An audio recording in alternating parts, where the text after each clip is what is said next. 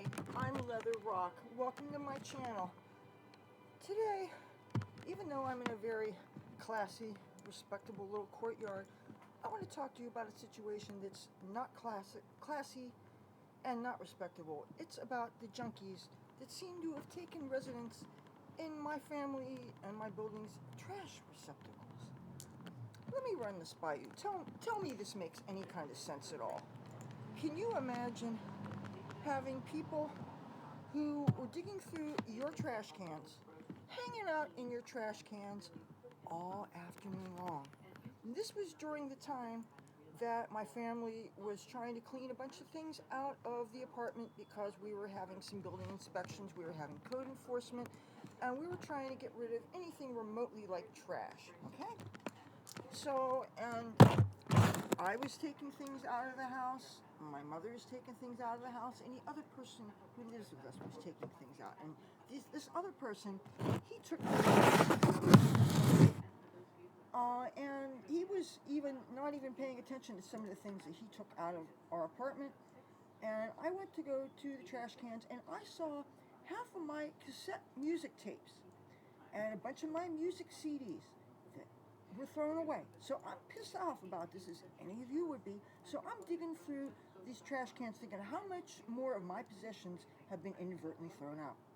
Then all of a sudden I get somebody that's yelling at me, a slightly familiar face, one of the local junkies.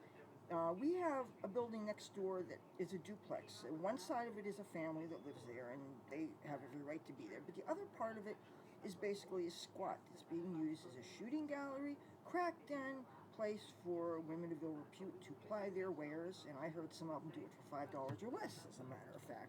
You see used condoms, you see open all kinds of trash, you see the beer bottles, you see crack pipes, you see the tore up cans that are used to fix heroin and do crack and do whatever the fancy new drugs that have come around since my old days of drugs.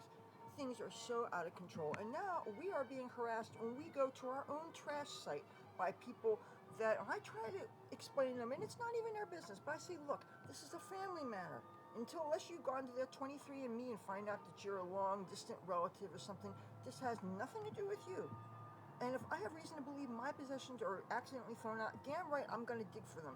And you guys have to just back off. This is ridiculous. I'm being, and sometimes prevented from digging through my family's trash bins for my own things. This is ridiculous. So many things have been going on in this area. I understand the code enforcement went 2 streets up and they did a bunch of evictions in some of those little, we have houses that have been turned into apartments here in town. We've been doing that for decades.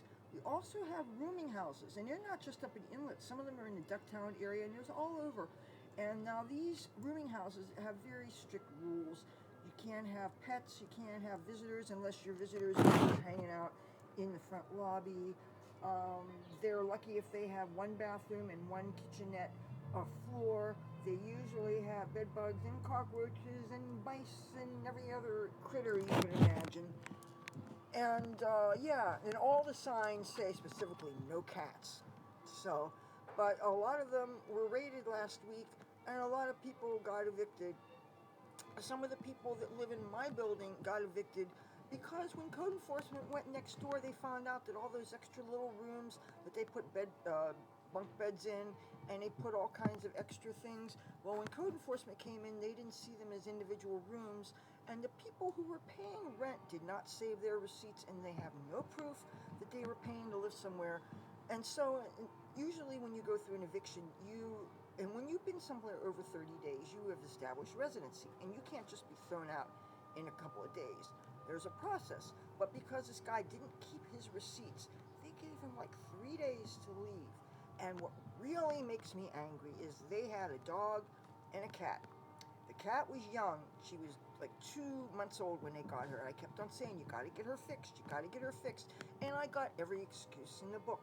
And now it turned out the cat was let out a couple of times because they had a steady stream of people in and out of there, drug dealers and stuff, and hookers and all that stuff. We're talking neighbors. We're not talking the situation next door. So what ended up happening is that cat got pregnant. And they doted on her pregnancy. They fed her, took care of her. She had kittens, I think 4 kittens, 2 boys and 2 girls. Well, nobody ever got homes for them. Nobody got anybody fixed. Now, the man got evicted.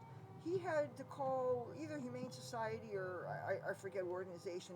He had to make an appointment to drop the cats off, had to pay a fee, and I don't know if the cats are even still alive because sometimes they only give you a week before you're euthanized. And if they had done the right thing and spayed the girl cat when she first got here, that never would have happened. I've heard one excuse after another, all these junkie excuses. And now it's gotten so bad that people who had been playing guitar on the boardwalk, but unfortunately who are also junkies, they have been coming to my house, dropping off their luggage in my steps, going out with their guitars where I wish I could be, and they're playing guitar and they're making some money until I guess the cops catch them. Because apparently they warn you once or twice. I can't go back up there. They're going to ticket me, right? But these people, they're making money, and then they come back to me, and this one guy, he gave me a $5 bill for watching his luggage. Now, I have no idea how much he made, and I didn't ask, because it wasn't my business. But I did warn him.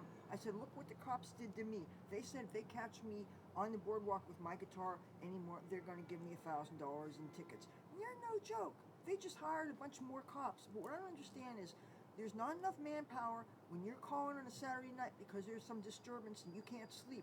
But there's every 10 minutes, lots of cops on the boardwalk because God forbid somebody falls asleep for 5 minutes or is playing music or anything. You know, it's just really very inhospitable. And now I have to worry about taking out my trash because of the junkies that are practically living in it. When I was trying to chase after Garfield before I took him in for real, and he would go there, he liked to go to the bathroom there. And I would tell people that was his bathroom spot. You would think they would get out of the way and let the cat go. No, they didn't. So yes, things are out of control here. And instead of dealing with the problem, they would rather punish people playing guitar. Oh, and code enforcement would rather worry about what's going on in people's homes instead of tackling the dirtbags outside. Gotta love it. About moving to Atlantic City or visiting here, please think twice. It's not the glamorous place you think it is. And watch out for the junkies in your trash can. I'll talk to you guys soon. Bye.